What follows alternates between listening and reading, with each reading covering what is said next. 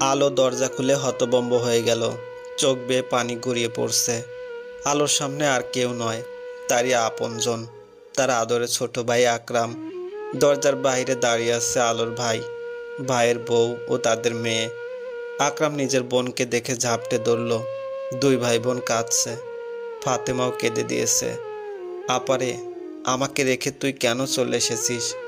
একবার আমাকে বলতে পারতি, আমাকে জানাতে পারতি। এভাবে আমাকে একা করে কেন চলে এলি? আশেপাশের মানুষ কান্নাকাটির আওয়াজ শুনে ভিড় জমিয়ে ফেলেছে। আলো নিজেকে স্বাভাবিক করে ওদের ঘরে ঢুকালো। আলো ফাতেমার কোলের বাচ্চাটির দিকে চেয়ে আছে। আকরাম নিজের মেয়েকে কোলে নিল। তোর কথা কিন্তু সত্যি হলো, আমাদের মেয়ে হয়েছে আপা। এই নে আমাদের আফরা, তোর বানানো জামা পরিয়ে এনেছি। একদম পরীর মতো লাগছে, তাই না? আলোর নিজের কাঁপা কাঁপা হাতে বাচ্চাটাকে কোলে নিয়ে নিল। বাচ্চাটা আলোর দিকে চেয়ে আছে, হাত নাড়াচাড়া করছে। নিজের হাত আলো গালে ছোঁয়াচ্ছে। আলোর চোখ বেয়ে পানি পড়ছে। একদম নিজের মতো হয়েছে, হবেই না কেন? আলো ও আকরামের চেহারায় অনেকটাই মিল। আলো আপনাকে বুকে জড়িয়ে রাখছে, অন্যরকম শান্তি লাগছে। আম্মু, আমি তোমার ফুপি হই, বুঝেছ? তুমি জলদি বড় হয়ে যাও, স্কুলে যাবা, খেলা করবা, নিজের মতো করে বাঁচবা। আফরাও মুখ দিয়ে হালকা আওয়াজ করছে, হেসে দিচ্ছে। আলোকে এখন বেশ পরিবর্তন লাগছে। লাগবেই না কেন? মানুষের খাওয়া আর ঘুম বেশ প্রয়োজন, কিন্তু শাওনদের বাড়িতে এই দুটির একটুও হতো না। আলো ওদের শরবত বানিয়ে দিয়ে রান্না শুরু করবে। আপাতত ঘরে তেমন কিছু নেই, ভাত আর ডিম ভুনা করে দিবে ভাবছে। ফাতেমা আলোকে উঠিয়ে নিজে বসে গেল, আর আলোকে তার ভাইয়ের কাছে গিয়ে কথা বলতে বলল। প্রথমে মানা করলেও ফাতেমার জোরাজুরিতে উঠল। আলো আকরামের সাথে কথা বলছে। খাট কেনা হয়নি, তাই মেঝেতেই ঘুমায়, কিন্তু তোশক বানিয়েছে, তাতে শুয়ে থাকে। একা মানুষ এত কিছু দিয়ে কি করবে? আর সব না হয় আস্তে আস্তে কিনে নেবে। বাচ্চাটা কোনো মতে বসতে পারে, বসিয়ে দিয়েছে, সে তার মতো খেলা করছে। এরপর আলো ওর ভাইকে সব বলল, এখানে কিভাবে এসেছে, কি কি হয়েছে, শাওন কি কি করেছে সব। শাওনকে ডিভোর্সের পেপার তো পাঠিয়ে দিয়েছে, কিন্তু বাকি অনেক কাজ বাকি। আকরাম বলল বাকিটা সে দেখে নিবে। সে একটা কোম্পানিতে ছোটোখাটো কাজ নিয়েছে, তাই করছে। ওদের কথার মাঝে মনিরা এসে হাজির। মনিরা রোজ আলোকে দেখতে আসো, দুইজন গল্প করে। আজকে মানুষ দেখে একটু অবাক। আলো মনিরাকে ওর ভাইয়ের সাথে পরিচয় করিয়ে দেয়, সাথে ফাতেমাও, আফরা মনির সাথেও। মনিরা ফাতেমাকে রান্না করতে মানা করলো, বলল আজকে তার বাসায় খেতে অনেক মানা করেও কাজ হলো না। সাথে ফাতেমারা মনিরার বাসায়ই থাকবে। বাচ্চা নিয়ে এমন ছোট একটা ঘরে কিভাবে থাকবে? মনিরা চলে গেল, রান্না করতে হবে তাই। কথার মাঝে আকরাম বলল, জরুরি কথা আছে। আলো জানে এখানে আকরাম কিভাবে এসেছে, তাই আর জিজ্ঞেস করেনি। আকরাম আলোকে বলল, আপা, আমি তোকে আজ নিতে এসেছি। এটা সম্ভব না রে, আমি সব ছেড়ে এসেছি, পিছনে ফিরে তাকাতে চাই না। আপা দেখো, আমি তোমাকে পিছনে ফিরে তাকাতে বলছি না, আমি চাচ্ছি তুমি সামনে ফিরো, কিন্তু তা আমার বাড়িতে। তোমার সাথে আমি আসছি, ফাতেমা আছে, সাথে আফরামনিও আছে। তোমার যা সিদ্ধান্ত হবে তাই। আকরাম দেখো, আমি এখানে নতুন করে শুরু করেছি। আলোকে থামিয়ে দিয়ে আকরাম বলল, আপা, একবার আমার মেয়েটাকেও দেখো। সে তার ফুপু আদর থেকে বঞ্চিত হবে। আর যদি তার দাদিও আমাদের দাদির মতো আচরণ করে। আমাদের তো ফুপু ছিল না, কিন্তু আফরার তো ফুপু আছে, সে কি আফরাকে আগলে রাখতে পারবে না? আকরাম আলোকে নানানভাবে রাজি করানোর চেষ্টা করছে। অতপর অনেক ভেবে আলো যাওয়ার জন্য রাজি হয়। পরের দিন সকাল সকাল আকরাম ফাতেমাকে নিয়ে যায়।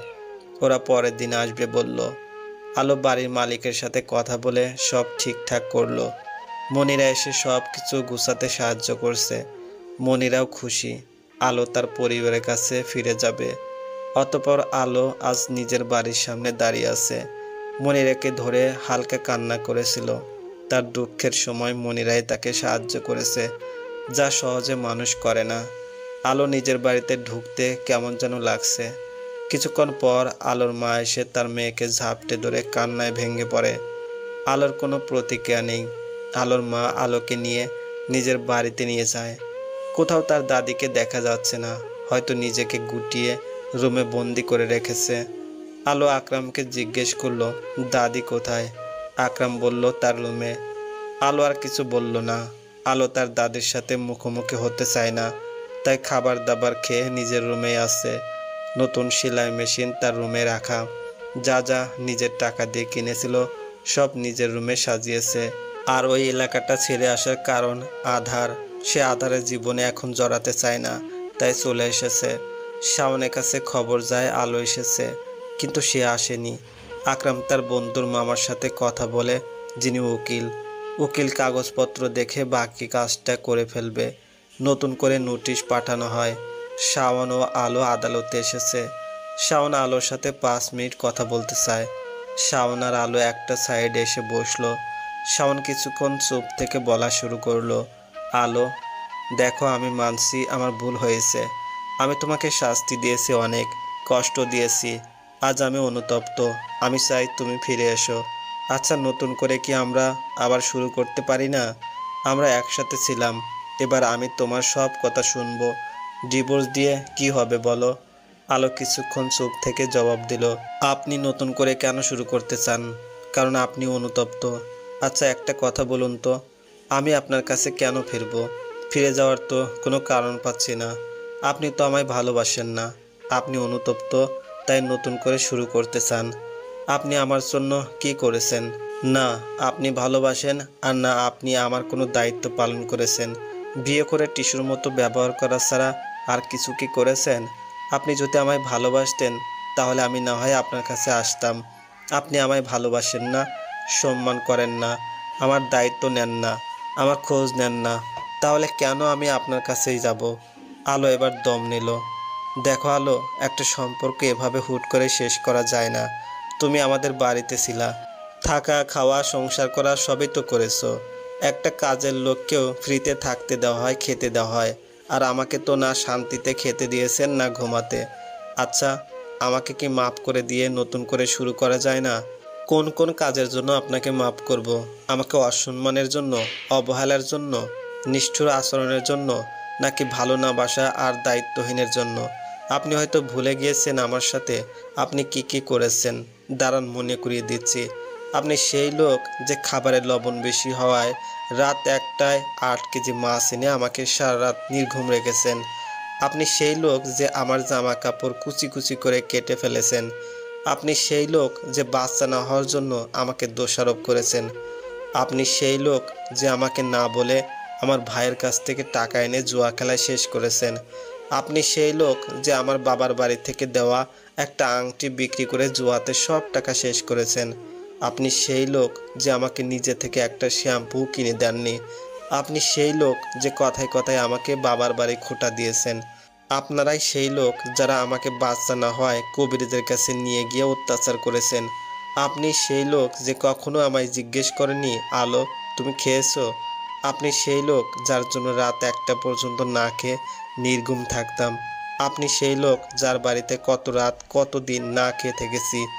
আপনি সেই লোক যে কখনো আমায় কিছু কিনে দেননি বা জিজ্ঞেস করেননি যে আলো তোমার কি কিছু লাগবে।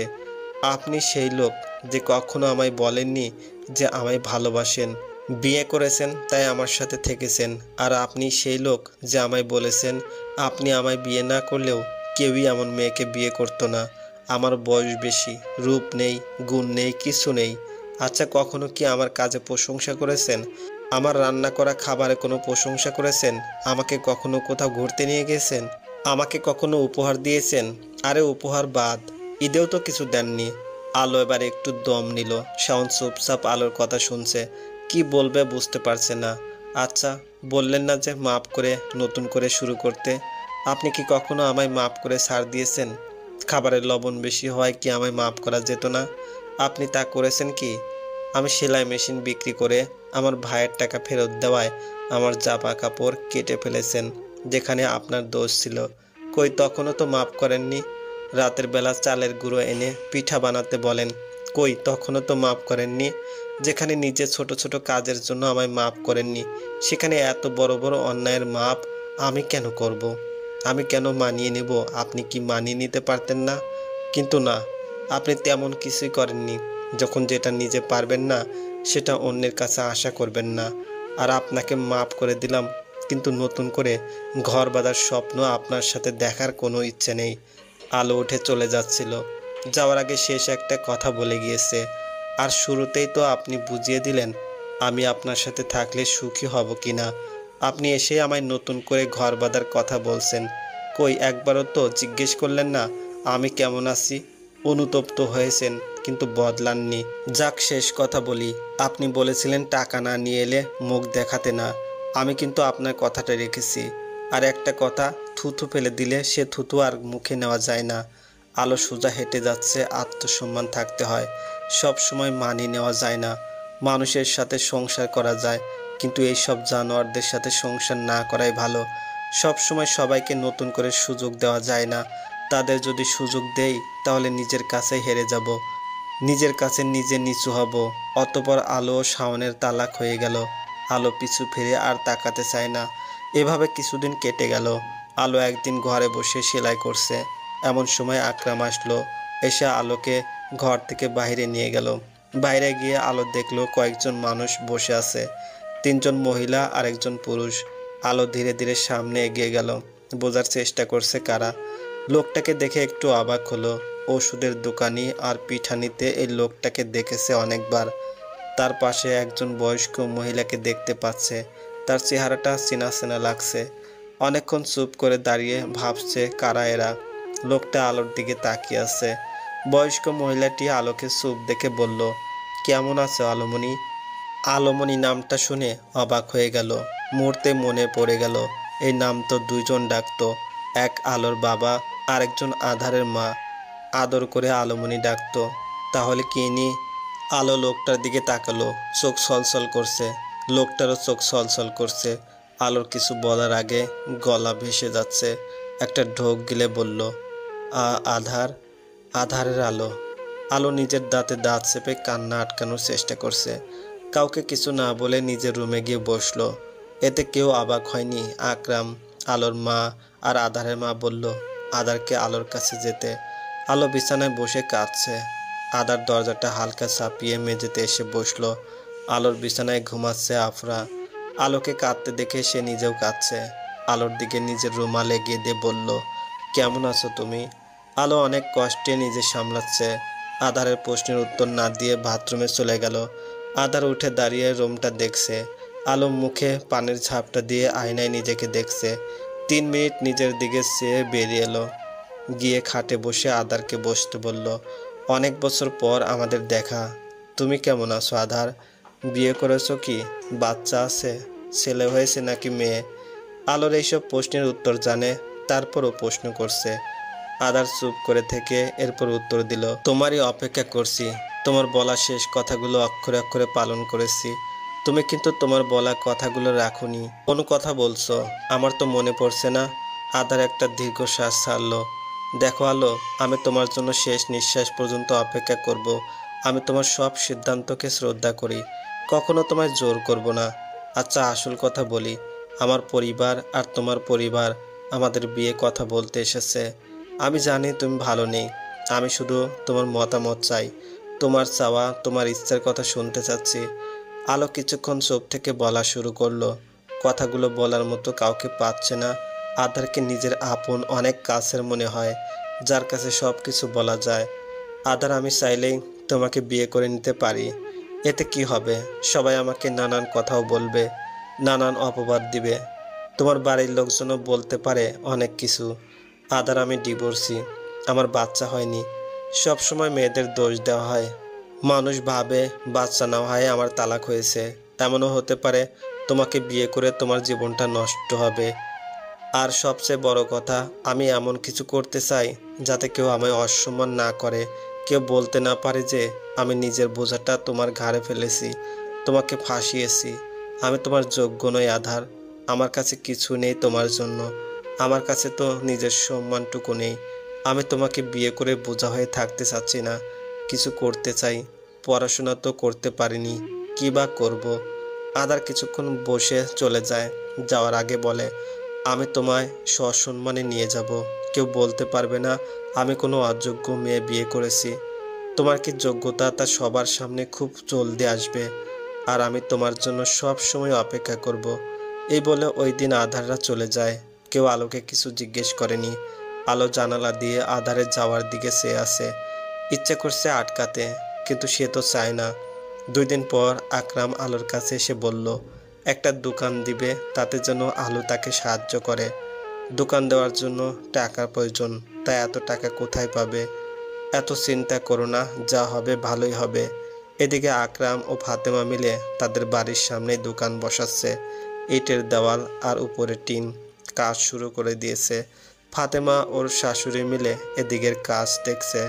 আকরাম আলোকে নিয়ে একটা রেস্তোরাঁতে গেল। সেখানে আদারের সাথে বসা একটা মেয়েকে দেখলো। আলো সেখানে যাওয়ায় আদার মেয়েটির সাথে পরিচয় করিয়ে দিল। আলো, ইনি জিনিয়া, আমার বন্ধু স্ত্রী। ইনি একটি এনজিওতে কাজ করে। ইনি অসহায় নারীদের নিয়ে কাজ করছে। তাদের হাতের কাজ, সেলাই কাজের প্রশিক্ষণ দিয়ে থাকে। ও আচ্ছা, শুনলাম আপনি নাকি হাতের কাজ ও সেলাই ভালো পারেন। জি, আমি আমার মায়ের কাছ থেকে শিখেছি। মোটামুটি অনেক কাজই পারি। একটা কাগজ এগিয়ে দিল। আলো, আমাদের কাজের জন্য একজনকে দরকার, যিনি ভালো করে সেলাই কাজ, হাতের কাজের প্রশিক্ষণ দিতে পারবে। আপনি কি রাজি আছেন? আমি আপনাকে সাথে নিয়ে কাজ করতে চাই। আলো আধার দিকে তাকালো। আধার কি সত্যি তার বলা কথাগুলো পূরণ করতে যাচ্ছে?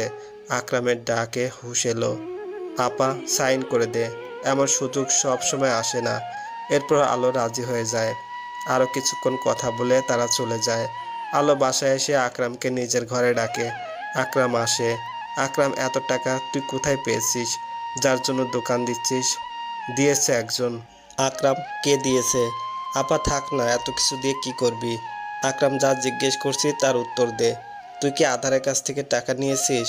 হালকা রাগী ভাবে, টাকাগুলো দাদি দিয়েছে। আলো অবাক হলো। দাদি টাকা দিয়েছে মানে? দোকানটা তোর জন্য দিচ্ছি। এখানে তুই 3 পিসের দোকান দিতে পারবি, সাথে এলাকার কিছু অসহায় নারীদের সেলাই শিখিয়ে তাদের দিয়ে নতুন উদ্যোগ নিতে পারবি। তোর জন্য দাদি টাকা দিয়েছে। দাদি আমার জন্য টাকা দিয়েছে? আর এই আইডিয়া তুই কোথায় পেলি? আইডিয়া আধার ভাইয়ের। আর দাদি টাকা কোথায় পেয়েছে তা দাদিকে গিয়ে জিজ্ঞেস কর। আমার কাজ আছে, আমি গেলাম। আকরাম চলে গেল। আলো আস্তে আস্তে তার দাদির ঘরে পা বাড়াচ্ছে। এতদিনে তার দাদি তার সামনে আসেনি। আলো তার দাদির কাছে যায়নি। দাদির ঘরে গিয়ে ঢুকে পড়ল। জানালার পাশে বসে আছে। আলো আস্তে আস্তে দাদির কাছে গিয়ে দাঁড়ালো। কারো উপস্থিতি টের পেয়ে ঘুরে দাঁড়িয়ে দেখলো আলো দাঁড়িয়ে আছে। দাদি আস্তে আস্তে উঠে দাঁড়ালো। দাদি কেমন আছেন? আলোর মুখে দাদি শুনে কান্না করে আলোকে জড়িয়ে ধরলো। আলো কান্না করে দিল। মা গো, আমাকে মাফ করে দাও, আমার ভুল হয়ে গেছে। আলো কিছু বলছে না, কিন্তু চোখ দিয়ে পানি পড়ছে।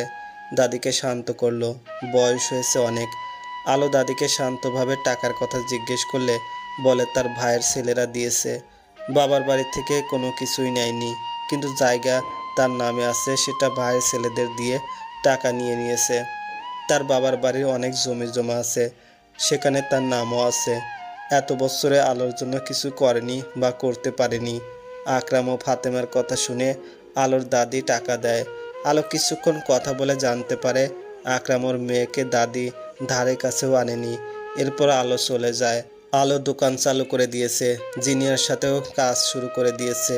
প্রতিদিন জিনিয়ার সাথে গিয়ে 3 ঘন্টা করে বিভিন্ন নারীদের সেলাই কাজ, হাতের কাজ শেখায়। নিজেদের দোকান চালু করেছে। এক পাশে 3 পিস বিক্রি করবে, আরেক পাশে সেলাই কাজ ও হাতের কাজ শুরু করবে। এলাকার কয়েকজন নারীদের খুঁজে বের করেছে, তাদের কাজ শিখিয়ে শুরু করে দিয়েছে। তাদের কাজের জন্য প্রতি সপ্তাহে সপ্তাহে বেতন দেয়, যাতে করে তারা চলতে পারে। আলো ওইসব নারীদের নিয়ে কাজ করে, যেখানে কেউ কেউ ডিভোর্সি, বিধবা, কেউ স্বামীকে সাহায্য করার জন্য, কারো বাবা নেই সংসারে হাল ধরার জন্য। আলোকে একটা ল্যাপটপ কিনে দিয়েছে আকরাম। 15 দিন ল্যাপটপ চালানো শিখে নেয় আলো। সব কিছু তাড়াতাড়ি করে কাজ শুরু করে। সেখানে নতুন ফেসবুক অ্যাকাউন্ট খুলে একটা পেজ খুলেছে। পেজে নকশি পিঠা, কেক নিয়ে কাজ করছে। অনলাইনে কেক নকশি পিঠা বিক্রি করে ডেলিভারি দেওয়ার জন্য লোক রেখেছে। আধার আলোকে বিভিন্ন গ্রুপে অ্যাড করিয়ে দেয়, আরও অনেক কিছু শিখিয়ে দেয় কিভাবে কাজ করবে। বিভিন্ন গ্রুপে পোস্ট দেওয়ার জন্য তা নিজে লিখে সাজিয়ে দেয়। এভাবে আস্তে আস্তে আলোর উন্নতি হচ্ছে। আলো নিজের পায়ে দাঁড়িয়েছে, নিজের পরিচয় বানাচ্ছে, মোটামুটি অনেকটা পরিচিত পেয়ে গেছে আলো। আধারে আরেকটা কথায় সে হাতের কাজের নিজের বানানো থ্রি পিস ফ্রক আরও অনেক কিছু অনলাইনের মাধ্যমে বিক্রি করছে। সব কাজে আধার দূরে থেকেও সাহায্য করেছে। আলো এখন অনেক জায়গায় যায়, নিজের হাতে বানানো অনেক কিছু এখন নিজের এলাকার পাশাপাশি দেশের আনাচে কানাচে পৌঁছে দিচ্ছে। নিজের এলাকা ছাড়াও আশেপাশের এলাকার মানুষজনও আলোকে চিনে। আলোদের দোকান থেকে থ্রি পিসগুলো কিনে। বানানো থ্রি পিস দামও কম, সাথে বিভিন্ন কাজ করাও আছে।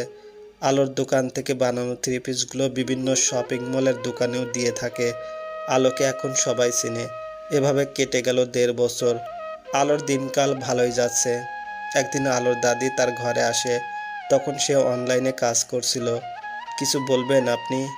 আমার মতে আদারকে বিয়ে কইরা ফালানো উচিত তোমার। দাদির কথায় অবাক হয়ে চেয়ে আছে। আজ তুমি যে নাম কামাইছো, যে সম্মান পাইছো, সব আদারের কারণে হয়েছে। আদার কত জায়গায় দৌড়াদৌড়ি করছে, আকরামকে বলে দোকান দেওয়াইছে, এই টিভিটার মধ্যে কাম করার কথা বলছে। তোমার জন্য পোলাডায় অনেক কষ্ট করছে। ওরে আমি কইছিলাম কিছু করলে তোমারে ওরে হাতে তুইলা দিমু। ওই সেই কথা রাইখা বিদেশ গেছে গা, কিন্তু আমি দেইনি, আমার কথা রাখি নাই। আজ সুযোগ আছে কথা রাখনের। আমি চাই তুমি ওর সাথে নতুন কইরা সব শুরু করো। ওই তোমার জন্য ভালো, ওর মতো পোলা তুমি পাইবা না। ওই তোমারে যতটা বুঝে তা কেউ বুঝবো না। দাদি কথাগুলো বলে চলে গেল। ঠিকই তো, আধার কত কিছু করলো। আধার যে তার বলা কথাগুলো রেখেছে আর রাখে, তাহলে আমি কেন আমার বলা কথাগুলো থেকে পালিয়ে যাচ্ছি? আলো আকরাম ও ফাতেমাকে ডেকে ওদের সাথে কথা বলে। আকরাম বলে আধার অনেক কাজ করেছে, বিভিন্ন গ্রুপে গ্রুপে আলোর কাজের প্রচার করেছে, তার বন্ধু বান্ধবদের জানিয়ে দিয়েছে। এভাবে অনেক অনেক কষ্ট করেছে। জিনিয়াকে অনেক রিকোয়েস্ট করে আলোকে কাজে নিতে বলেছে। কাজের জন্য জায়গা না থাকা সত্ত্বেও আলোকে নিয়েছে। আদার বলেছে আলো তাদের নিরাশ করবে না। আলো কাজের সফলতার পিছনে আদারের অবদান অনেক। আলো অনেক চিন্তা ভাবনা করে আদারকে ডাকে। আকরামকে সাথে নিয়ে একটা রেস্তোরাঁতে যায়। আকরাম একটু দূরে থেকে দুইজনকে কথা বলার সুযোগ দেয়। 5 মিনিট দুজন নীরবতা পালন করে আলো বলে, আমি আধারে আলো হয়ে থাকতে চাই। আমাকে কি নিজের জীবনের সঙ্গে জড়িয়ে নতুন সম্পর্কের নাম দিতে পারবে কি? আদার মুচকে হাসলো। সেই কথা শোনার জন্য অপেক্ষা করছিল। অবশেষে পেয়ে গেল সে তার আধারে আলোকে। অতঃপর আধার আলোর বিয়েটা হয়ে গেল। সামান্য ঘরোয়াভাবে বিয়েটা হলেও তাদের বিয়েতে অনেক মানুষ আসে। মনিরাও আসে, যে আলোকে সাহায্য করেছিল। এমনকি গার্লস গ্রুপে মনিরা আধার ও আলোর কথাগুলো শেয়ার করে। আলো অনেক মেয়ের অনুপ্রেরণা। বাসর করে বসে আছে আলো। অবশেষে সে আধারের আলো হয়েই গেল। আধার তাকে সসম্মানের সাথে তার যোগ্যতা সবাইকে দেখিয়ে দিয়েই আপন করে নিয়েছে। সে প্রমাণ করে দিয়েছে আলো কখনো অযোগ্য ছিল না। আলো আধারের রুমটাকে খুঁটিয়ে খুঁটিয়ে দেখছে। এরপর সে রুমে আসে। দুজন নামাজ আদায় করে একসাথে বসে গল্প করতেছে। এত বছরে কত কথা জমে আছে। আলো পেপারে মোড়ানো একটা প্যাকেট আধারের দিকে এগিয়ে দেয়। আধার হালকা হেসে তা নিয়ে নেয়। পেপার খুলে দেখে বিস্কিটের প্যাকেট, তাও নতুন। প্যাকেটটা ছিঁড়ে দুজনে বিস্কিট খাচ্ছে। আধার আলোকে একটা নাকপুল উপহার দেয়। তো নিজের দেওয়া বিস্কুটের প্যাকেট এক দেখায় চিনে ফেলেছো? আর এটা কি আগের বিস্কিট? আমাকে খাওয়ানো হচ্ছে নাকি নতুন? ভ্রুকুচকে বলল, কালকে রাতে কিনে মুড়িয়ে রেখেছি। আর আমার দেওয়া বিস্কিট আমার স্টাইলে ফেরত দিলে চিনব না কেন? আর ওই বিস্কিট আমি একমাত্র তোমায় দিয়েছি, আর কাউকে না। তোমাকে দেওয়ার পর না কখনো ওই বিস্কিট কিনেছে। আর ওই সময়ের বিস্কিট আমার স্টাইলে তুমি ছাড়া কে ফেরত দিবে? তার উপর আবার সিক্রেটও লিখে দিয়েছো। আর একটা কথা, এতদিন সামনে থেকেও পরিচয় দাওনি কেন? বলে একটা কিল বসিয়ে দিল আধারের পিঠে। আধার হেসে দিয়ে বলল, এই আমার পিঠে কিল দেওয়ার অভ্যাস গেল না তোমার? সম্মান দিয়ে কথা বলো, আমি তোমার 2 মাসের বড়। আধার হেসে দিল। কত বছর পর এই কথাটা তার প্রিয়তমার মুখ থেকে শুনছে।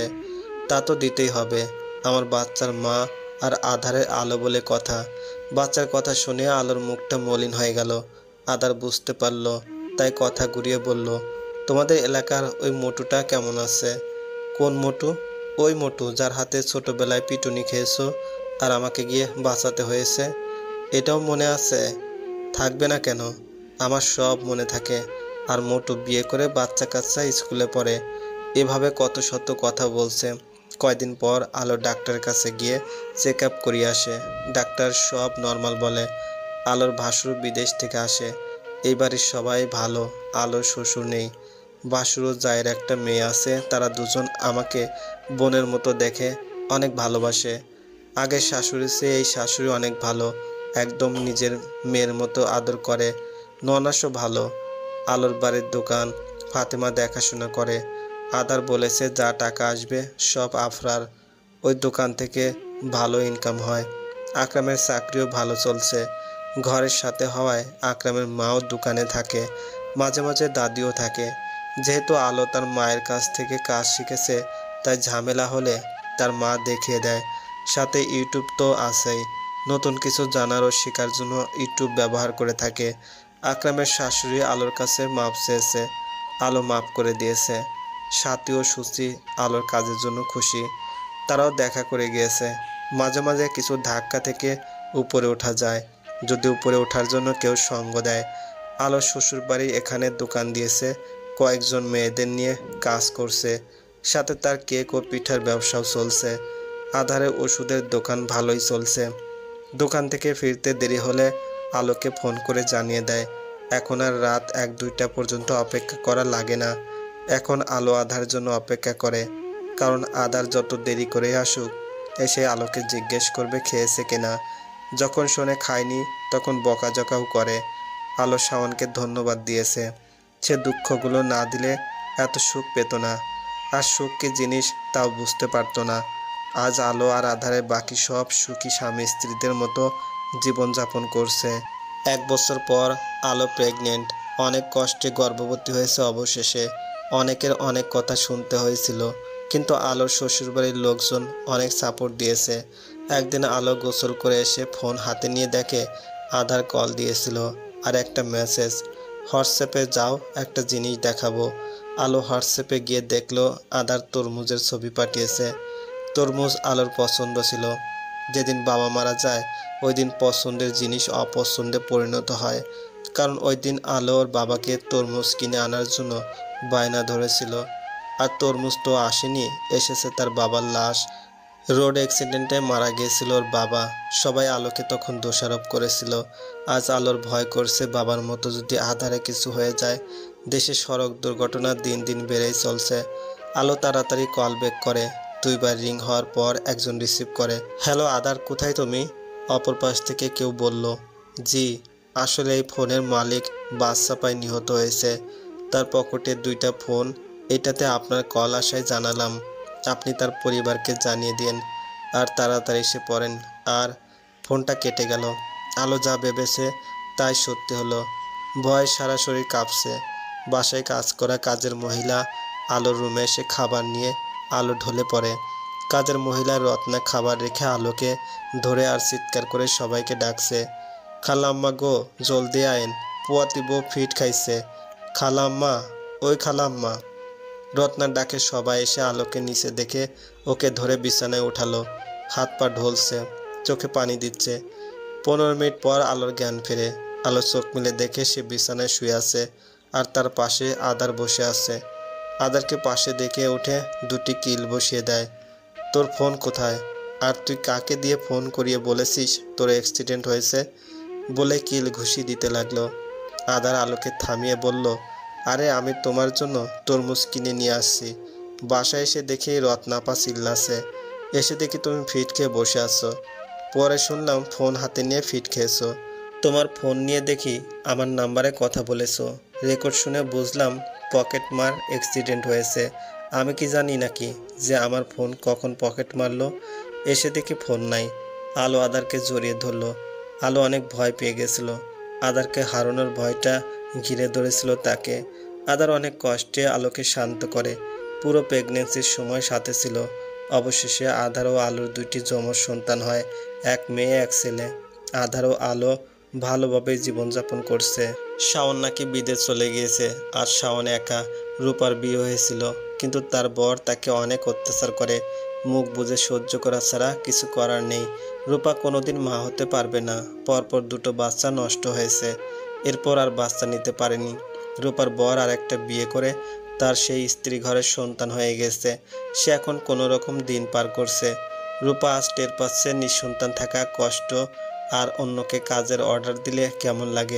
যারা অন্যের সংসার নষ্ট করতে চায় তাদের কোনো না কোনো এক সময় তার নিজের কাছে ফিরে আসে। আল্লাহ ছাড় দেন, ছেড়ে দেন না। আলোর কাজ ভালোই চলছে, সম্মানের সাথে আজ সে সংসার করছে। যেই বাচ্চার জন্য একসময় কথা শুনতে হতো, আর সেই দুই সন্তানের মা। যেখানে স্বামী ভালোবাসা পায়নি, সেখানে আজ আলো আধারের কাছ থেকে ভালোবাসার অভাব নেই। ভালোবাসার সম্মান অধিকার কোনো কিছুর অভাব নেই আলোর কাছে। যেখানে বাবার বাড়ির অবস্থা ভালো না বলে কথা শুনতে হতো, আর সেই বাবার বাড়ির অবস্থা আরও ভালো। সব মিলে শেষটা ভালোই হয়েছে। অবশেষে একটাই কথা, আধারে আলো হয়ে বাঁচতে চায় শেষ নিঃশ্বাস পর্যন্ত।